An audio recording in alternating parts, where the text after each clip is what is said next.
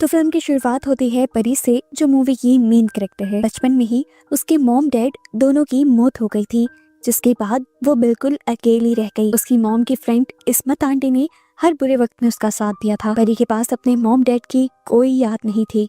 निशानी के तौर पर उसके पास उसकी मॉम का एक कैमरा था, जिससे उसे अपने पेरेंट्स के बारे में काफी कुछ पता चला था। ऐसे ही वक्त गुजरता रहा। अपनी मॉम की तरह उसने भी अपनी लाइफ के हर लम्हे को इस कैमरा में रिकॉर्ड करना शुरू कर दिया। और फिर ऐसे ही एक दिन हर लड़की की तरह उसके भी लाइफ में एक शहजादा आ गया, जिसका नाम था ईवा। और जल्द ही उसने ईवा से भी शादी कर ली। पहले पहले सब बहुत नॉर्मल था, पर शादी होते ही परी की जिंदगी में अजीब काम होने लगे। शादी से पहले वो कभी नहीं डरती थी, पर शादी के बाद वो बहुत ज्यादा डरने लगी, क्योंकि उसे अपनी मॉम की सोल नजर आती थी। और ये सब काफी अजीब था। वो अपने हस्बैंड ईवा को भी इस बारे में बताती है कि उसे हर रोज रात को अपनी मॉम की सोल नजर आती है। तो ईवा उससे कहता है, तुम वहम बहुत ज्यादा कर रही हो। ईवा की बातें मानकर वो भी अपनी सोचों को इग्नोर करने लग जाती है, लेकिन रात होने पर दोबारा उसे अपने लाउंज से अजीब आवाजें आती हैं। डरते हुए वो जब लाइट लेकर बाहर गई तो उसे वहां खड़ी हुई अपनी मॉम की सोल दिखाई दी, जो दिखने में भी बहुत भयानक थी और उसके मुंह में भी बहुत सारे काले कीड़े थे। डरकर वो वापस रूम में आ जाती है और सुबह होने पर दोबारा ईवा को वो सारी कहानी बताती है। पर ईवा अभी भी उसे अपने दिमाग को रिलैक्स करने को कहता है और अपने काम पर चला जाता है। उसके जाने के बाद परी घर के काम करने लग जाती है और हम देखते हैं कि बार बार परी के काम को कोई सोल खराब कर रही थी। कभी वो उसके वैक्यूम का स्विच उतार देती थी, तो कहीं पर कुछ गंदगी फैला देती थी। अभी परी इन सारी चीजों से डील कर ही रही थी कि अचानक से पीछे से एक लड़का आ गया। वो डर गई, लेकिन फिर उसने देखा कि ये कौरन था, उसके बचपन का दोस्त और इस्मत आंटी का बेटा। इन दोनों ने अपना बचपन भी एक साथ गुजारा था और ये दोनों पहले एक साथ ही काम किया करते थे। ये लोग कुछ बातें करते हैं और परी कौरन को समझाती है, देखो अब सब कुछ पहले जैसा नहीं रहा, अब मेरी शादी हो गई है, तुम्हें देखभाल कर मजाक करना चाहिए और इस घर में तभी आना चाहिए जब ईवा घर पर हो। कौरन को बुरा तो लगता है, लेकिन वो परी से कुछ नहीं कहता और जाने से पहले परी से पूछता है कि वॉशरूम कहाँ है। परी उसे वॉशरूम का रास्ता बता देती है, जिसके बाद कौरन यहाँ से चला जाता है। परी दोबारा अपने कामों में लग जाती है, इस घर को सेट करने लग जाती है और अपने घर से लाया एक पुराना टैंक भी खोलती है, जिसमें से चीजें निकाल कर उसे इस घर में सेट करनी थी। लेकिन इस टैंक के खोलते ही उसे पता नहीं क्या हो गया, उसे अपने घर में मरे हुए इंसान नजर आने लगे और इस मर्तबा ये सोल्स बहुत ज्यादा थी। परी डरकर चिल्लाने लग गई और उसे आकर ईवा ने संभाला। ईवा ने उसे होश दिलाया और दिखाया कि वहाँ पर कुछ भी ऐसा नहीं था, जिसे देखकर परी डर रही थी। परी उसे यकीन दिलवाती है कि अभी मैंने यहाँ पर देखा है कि कोई मरा हुआ लेटा हुआ था और उसके आसपास और भी बहुत सी सोल्स थी काले कपड़े पहने हुए। पर ईवा उसकी बातों को इग्नोर कर देता है आज भी। अब तो ईवा परी को पागल समझने लगा था।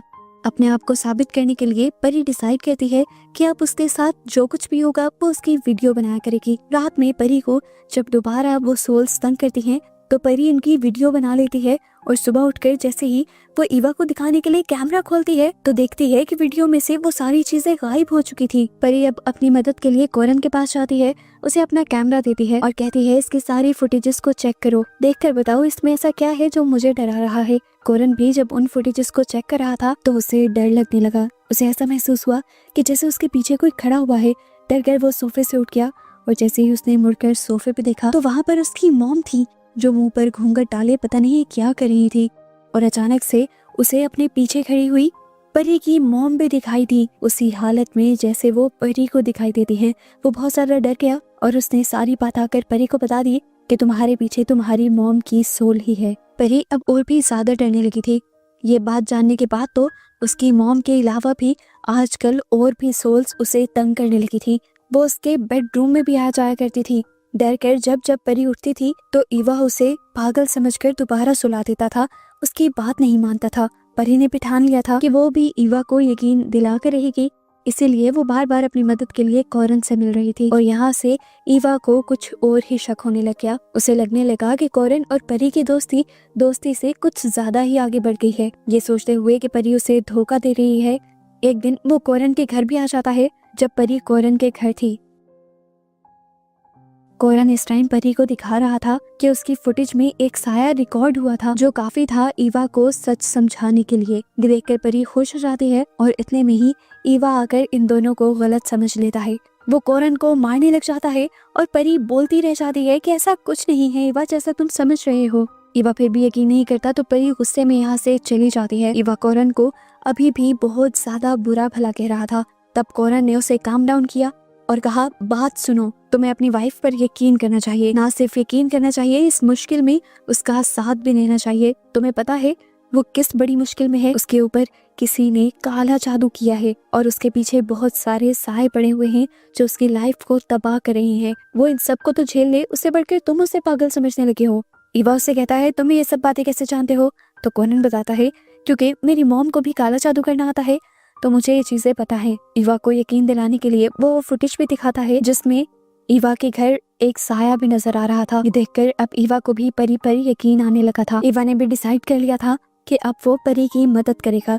जबकि घर पर दिखाया जाता है कि जिस टाइम इवा घर पर नहीं था, परी को वो सोल्स दोबारा से तंग कर रही थी। परी की मॉम की सोल तो बस उसे नजर आया करती थी, वो ज्यादा उसे कुछ कहती नहीं थी, लेकिन इस्मत आंटी की शक्ल में भी कोई उसे तंग करता था, डराता था। बहुत सोचने के बाद परी को एक सोल्यूशन यही नजर आता है कि वो इस्मत आंटी के पास जाए और उनसे इस जादू का तोड़ करवा ले। इवा के उठने से पहले ही वो अपने गांव के लिए निकल जाती है। इवा बेचारा पीछे से बहुत ज्यादा परेशान हो जाता है। वो बहुत सारी कॉल्स परी को करता है पर परी का फोन बंद जा रहा था। वो कौरन के भी घर जाता है परी को चेक करने के लिए, पर परी वहाँ पे भी नहीं थी। दिखाया जाता है कि परी इस्मत आंटी के पास पहुंच चुकी थी और उसने एक एक बात इस्मत आंटी को बताई थी कि किस तरह से पहले काले मुंह के साथ सिर्फ उसे अपनी मॉम की सोल नजर आती थी, फिर उसी के साथ साथ कई और सोल्स भी उसे तंग करने लगी, यहाँ तक कि एक सोल तो उसे इस्मत आंटी की शक्ल में भी नजर आती है। वो कहते हैं, मुझे समझ नहीं आ रहा ये सब मेरे पीछे क्यों पड़ी हुई है। अजीब भयानक सी दिखने वाली इस्मत आंटी उसके मुंह पे एक सफेद कपड़ा डाल देती हैं और उसे एक पत्थर पकड़ाती हैं,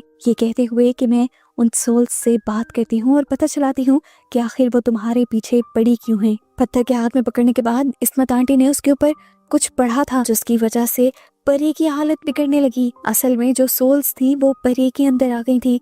इस्मत आंटी उनसे काफी सवाल जवाब करती हैं और परी भयानक आवाज में उनके जवाब देती है। जिसके बाद इस्मत आंटी फौरन से परी को पत्थर नीचे फेंकने को कहती हैं। परी के पत्थर फेंकते ही परी नॉर्मल हो जाती है और इस्मत आंटी उसे बताती हैं कि किसी ने तुम्हारे ऊपर बहुत ही बुरा काला जादू किया है। वो बताती हैं कि काला जादू इतना बुरा है कि अगर इसका तोड़ ना किया गया तो तुम मर भी सकती हो, इसीलिए हमें फौरन तुम्हारे घर जाकर उस जादू का तोड़ ढूंढना होगा। परी इस्मत आंटी को लेकर घर आ जाती है, जहाँ पर दिखाया जाता है कि कौरन और ईवा पहले से ही उसके लिए परेशान बैठे थे। इस्मत आंटी डरी हुई इस पूरे घर को देखते हैं। पूरे घर से उन्हें खौफ आ रहा था। हर चीज पर गौर करते हुए वो परी से कहते हैं कि मुझे तुम्हारे वॉशरूम में जाना है। मुझे लगता है कि जो भी चीज है वो तुम्हारे वॉशरूम में ही है। वॉशरूम में जाकर वो टैंकी के पीछे से कुछ बाल और अजीबोगरीब गुड़ियां निकाल लाते हैं जो साफ साफ काले जादू का सामान लग रहा था। इसको तो देखकर ईवा और परी दोनों हैरान परेशान रह जाते हैं और इस्मत आंटी बताती हैं कि इसी के जरिए तुम लोगों पर काला जादू किया गया था और अब मैं इसका तोड़ निकाल लूंगी। खैर यहाँ पर बैठ कर इस्मत आंटी कैंडल्स वगैरह जलाकर बहुत बड़ा सा रिचुअल करती हैं, ये दिखाने के लिए कि वो इस जादू को तोड़ रही हैं। लेकिन इस जादू के टूटने के बावजूद भी उसके घर में कुछ नहीं बदलता। खुद ब खुद टीवी चल जाता है, लाइट्स फ्लिकर करती हैं, यहाँ तक कि वो सारी सोल्स उसे हॉन्ट भी करती हैं, डराती भी हैं। और इससे परी समझ आती है कि जादू का असर उस पर से टूटा नहीं था। वो पोटली जो उसके वॉशरूम से निकली थी, बज़ाहिर जिसका जादू इस्मत आंटी ने तोड़ दिया था, वो उसे लेकर मौलवी साहब के पास जाती है और मौलवी साहब उसे बताते हैं कि ये पोटली तो किसी जादू की नहीं, ये तो एक आम सादा सी पोटली है और ये निशान ऐसे लग रहे हैं कि जैसे किसी बच्चे ने इस पर बना दिए हों। ये जरूर तुम्हें डराने के लिए है। परी कंफ्यूजन में घर वापस आ जाते हैं कि पता नहीं क्यों आखिर इस्मत आंटी ने उससे झूठ बोला और उसे डराया। घर आने पर उसका सामना दोबारा उसकी मौत की सोल से हो जाता है, पर इस मर्तबा वो पहले की तरह भयानक नहीं लग रही थी। वो परी के सामने कुछ क्लूज रखने लग जाते हैं, ऐसे जैसे वो कुछ परी को बताना चाह रही हो। परी उन क्लूज का इस्तेमाल करते हुए बहुत सी कैसेट्स ऑन करती है और एक के बाद एक कैसेट से उसे एक बहुत ही भयानक सच्चाई पता चलती है। असल में परी से कौरन प्यार करता था, वो उससे शादी करना चाहता था, लेकिन जब परी ने ईवा को पसंद किया तो कौरन को गुस्सा आ गया और उसने अपनी मॉम यानी इस्मत आंटी के जरिए परी के ऊपर काला जादू करवा दिया। परी की मॉम वो फुटेज भी परी के सामने लेकर आती है जिसमें शादी वाले दिन परी के खाने में कौरन कुछ मिला रहा था। फिर परी को ये भी याद आया कि जिस दिन उसने कौरन को घर आने से मना किया था, जाने से पहले उसने वॉशरूम का पूछा था।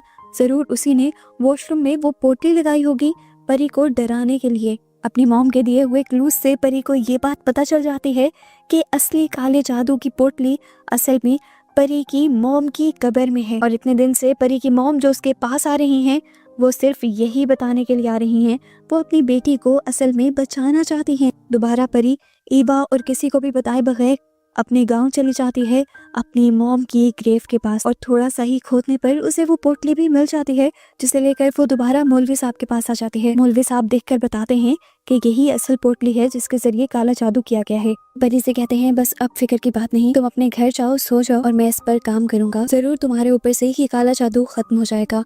परी भी घर आकर सो जाती है और जब वो बाबा पोटली का जादू तोड़ने की कोशिश करते हैं तो उन्हें पता चलता है कि ये बहुत ही खतरनाक जादू था जो परी के ऊपर किया गया था। इस पोटली को खुलते ही जादू का असर कई गुना बढ़ गया था जिसकी वजह से अब जितने भी सोल्स इस जादू के जरिए परी के पीछे लगाई गई थी वो सभी आज रात परी को मार देती। डर कर मौलवी साहब एक और आदमी के पास जाते हैं जो एक साइकिक था और सोल्स को कंट्रोल कर लेता था। वो उसे सारी बात समझाता है और अर्जेंट उसे परी के घर लेकर जाता है। आधी रात में ईवा इन दोनों को अपने घर पर देखकर बहुत ही ज्यादा परेशान हो जाता है, लेकिन इससे पहले कि ये लोग ईवा को कुछ भी समझाते परी की हालत बहुत ही ज्यादा खराब हो जाती है। उसकी आंखें मुड़ जाती हैं, आवाज भारी हो जाती है जिसका साफ मतलब था कि परी को सोल्स ने पोसेस कर लिया था। उसकी हालत इतनी ज्यादा खराब हो जाती है कि ईवा जाकर उसे सोफे पर लिटा देता है और ये लोग अपना जादू उसके ऊपर शुरू कर देते हैं। जैसे जैसे ये लोग इस जादू का तोड़ करना शुरू करते हैं वैसे वैसे माहौल और भी ज्यादा खराब होता रहता है। ये सोल्स उनके कंट्रोल में आने के बजाय यहाँ पर और तबाही फैलाने लग जाती हैं। परी की हालत और भी ज्यादा कंट्रोल से बाहर हो जाती है और वो झूमने लग जाती है। इससे पहले कि परी यहाँ पर कुछ भी बुरा कर देती, उन सोल्स के पोजेशन में आकर वो साइकिक अपना आखिरी हरबा आजमाते हैं और कुछ पढ़ते हुए परी के सर पर फूंक देते हैं जिसकी वजह से परी एकदम से बेहोश होकर गिर जाती है और वो सोल्स उसकी बॉडी को छोड़ देती हैं। ईवा जिसको आज तक परी की बातों पर यकीन नहीं आया था, आज अपनी आंखों से देखकर वो भी हैरान था। वो ये सब कुछ रिकॉर्ड कर रहा था ताकि इसके बाद वो परी को दिखा सके। इन लोगों ने ईवा को ये बात भी बता दी थी कि परी के ऊपर जादू करने वाले और कोई नहीं बल्कि कोरन और उसकी माँ इस्मत है। ईवा गुस्से से पागल हो जाता है और फौरन उनके खिलाफ पुलिस कंप्लेन करता है। सुबह होते ही पुलिस कोरन को अरेस्ट करने के लिए कोरन के घर जाती है पर कोरन उन्हें वहां मिलता ही नहीं। यहाँ तक कि पुलिस उनके गांव वाले घर भी जाती है लेकिन वहां पर ना उन्हें कोरन मिला था ना इस्मत आंटी मिली थी जिन्होंने ये काला जादू किया था, क्योंकि कोरन को पहले ही पता चल गया था कि परी को सारा सच पता चल चुका है। इसीलिए वो जानते थे कि पुलिस उन्हें पकड़ने जरूर आ जाएगी। उससे पहले ही ये लोग फरार हो गए। फिलहाल परी की लाइफ बहुत ज्यादा आसान हो गई थी। वो अब बार बार मौलवी साहब से मिलने आया करती थी ताकि आगे उसकी लाइफ में कोई मुश्किल ना आए। मौलवी साहब ने उसे बताया था कि तुम्हारे ऊपर दुनिया का सबसे खतरनाक जादू किया गया था और सबसे खतरनाक जिन को छोड़ा गया था जो तुम्हें डिफरेंट लोगों की शक्ल में नजर आता था और उसका नाम था इफरत। खैर अब परी रिलैक्स थी। कुछ अरसे बाद उन्हें एक बहुत बड़ी खुशखबरी भी मिलती है कि परी माँ बनने वाली है। खुशी में परी ईवा और मौलवी साहब को लेकर अपनी मॉम की ग्रेव पर जाती है और वहाँ पर प्रे भी करती है, लेकिन इसके बावजूद भी उसका दिल कहीं ना कहीं सेटिस्फाई नहीं था क्योंकि वो जानती थी कि कोरन और इस्मत आंटी पुलिस को नहीं मिले थे और वो कभी भी उस पर दोबारा अपने जादू से शैतानी हमला कर सकते थे। और ऐसे ही उसकी घबराहट को और उसकी बेचैनी को दिखाते हुए ये मूवी यहाँ खत्म हो जाती है।